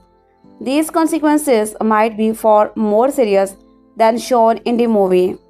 It's important to remember the ongoing controversial statements by the creator of the Harry Potter franchise. CBR supports the hard work of industry professionals on properties fans now and love and the wider world of Harry Potter that fans have adopted as their own. You can find CBR's continuing coverage on Rolling Hair, taking over $90 million at the box office in its opening weekend. Harry Potter and the Sorcerer's Stone was an immediate hit, with Home Alone director Chris Columbus and the Amazing Spider-Man screenwriter Steve Kloves behind the camera. The movie put J.K. Rowling by Wizard in safe hands, and with Rowling have not yet written books 6 and 7 in the novel series, leaving readers in limbo as Voldemort's army advanced on Hogwarts. 2001 seemed like the perfect year to release Harry Potter in cinema. Cut to 2024, and Warner Bros. Has continued to ensure the Harry Potter franchise makes money, having brought in over $9.5 billion at the box office across 11 films. The boy wizard is now on industry with his own theme park toy-ins and an upcoming TV reboot on Max. If anything, Harry Potter is more popular now than he has ever been, raising the questions of what exactly made his movie adaptations so special and why was Harry Potter and the Sorcerer's Stone the perfect launch pad. The Sorcerer's Stone was world building at its best. The first Harry Potter movies was a real eye-opener. The flagstone floor in the Hogwarts Great Hall is real. Production designer Stuart Gregg based his design of Hogwarts on Durham Cathedral. All the floating candles in those initial films were real, until health and safety demanded they be replaced with CGI. The magical first chapter of the Harry Potter films, known as Harry Potter and the Philosopher's Stone outside the US, is a true rite of passage. In the opening minutes, audiences are wonderfully introduced to Professor Albus Dumbledore, Professor MC Gonagall, and Hogwarts gamekeeper Hagrid. They arrive in the dead of night, delivering a baby boy to his only living relative, highlighting a wealth of visual effect and establishing a world of infinite possibilities. Production designer Stuart Greg was key in making that happen. Whether audience were looking out across the lake at Hogwarts School for Witchcraft and Wizardry on Dawn Dragon Alley. Stuart Craig was key in making that happen. Whether audiences were looking out across the lake at Hogwarts School for Witchcraft and Wizardry or Dawn Dragon Alley, where artifacts were bought and sold. From the Great Hall at Hogwarts through the massive miniature castle, production design played a huge role in establishing the Harry Potter universe. Practical effects combined with awards-winning makeup gave audience a world they could immerse themselves in. 2 decades on, those effects still hold up. The attention to detail lavished on each element by Greg and his team earned them 5 Oscar nominations across 7 Harry Potter films, each one upping the ante as Harry's world became more complex. However, Harry Potter and the Sorcerer's Stone is impressive for more than its ability to lift rolling creations off the page and bring them to life. Without an impressive array of acting talent on screen to add the human element, the outcome would have been very different. Harry Potter's wizarding world was packed with great actors. J.K. Rowling insisted on Robbie Coltrane's for the role of Hagrid. Richard Harris turned down the role of Dumbledore until his granddaughter threatened to disown him. Playing Hermione's Granger was 11-year-old Emma Watson's first acting job. Although audiences would grow to love Daniel Radcliffe, Emma Watson, and Rupert Grint, Harry Potter and the Sorcerer's Stone was never intended to showcase their talent. While Watson was Harry Potter's breakout actor with her precocious turn, the young actors relied more on enthusiasm than technique as he established the supporting cast did the heavy lifting. Robbie Coltrane's well known to British fans from starring in the TV series Crackers really impressed as Hagrid's, while Richard Harris gave audiences a more understand Dumbledore than his successor Michael Gambon ever did. However, Alan Rickman made the biggest first impression as Severus Snape despite having minimal screen time. In his small number of scenes, Rickman shaped a despicable character through simple gestures, whispered dialogue, and rigid demeanor. Shape was Harry's hotshot critic, offered him the leaves sport, and he put any displays of Harry's talent down to blind luck. Rickman's work was a stroke of genius, since he was playing emotional poker with his audience, hiding everything beneath a thick shroud of indifference. Villainy never contained such casual, on-screen cruelty or gave off an air of evil so incarnate. Snape was a master class in character creations as Rickman slowly stole the film out from under his coasters while other Harry Potter actors would also impress. No one quite reached the heights that Rickman did. The cover of Harry Potter and the Sorcerer's Stone was created by artist Thomas Treller in 2 days. Publisher Arthur A. Levine, who was in charge of distributing the first book in America, suggested Harry Potter and the School of Magic as an alternative use a title before Sorcerer's Stone. A staff member at UK publishing house Bloomsbury suggested they print an adult editions. After seeing someone hiding their copy inside another publications on the train, the Harry Potter book series provided J.K. Rowling with the opportunity to make her make way in Hollywood. Rowling has publicity said on her website that it took her 5 years to write Harry Potter and the Philosopher's Stone. Family trees, characters, connections, and an entire ecosystem were unrevealed before putting pen to paper. The character of Harry Potter might have come into her head fully formed on a train trip back from Manchester, England, but the rest took serious work. And that's why Harry Potter and the Sorcerer's Stone was able to translate into a great movie. The film contained a classic rags to riches story, embarrassed genuine tragedy, and celebrated the protective power of love. Through Harry and his friends, Rowling gave audience a collection of characters with genuine flaws and used them to explore the human conditions. Plot points in Harry Potter and the Sorcerer's Stone look even more poignant in retrospect than they did when the movie was released. Now that audiences know Rowling was still writing the books during the movie's productions, all the pieces fell into place in the way they usually only do when a movie series is particularly planned out. That story flow ensured the continued success of Harry Potter as a franchise. Stuart Craig and his team created an amazing wizarding world, but Rowling's source material and Klaus' strong screenplay provided that world with the foundations. Harry Potter and the Sorcerer's Stone broke the single-day box office earnings records multiple times.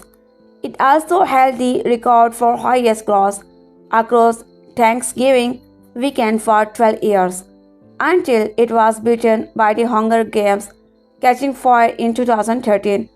Variety critic Todd McCarthy compared the movie to the cinematic classics Gone with the Wind. Audiences are still fascinated by the wizarding world, with very good reasons. Harry Potter and the Sorcerer's Stone remains a memorable debut for one of the biggest fantasy franchises of all time.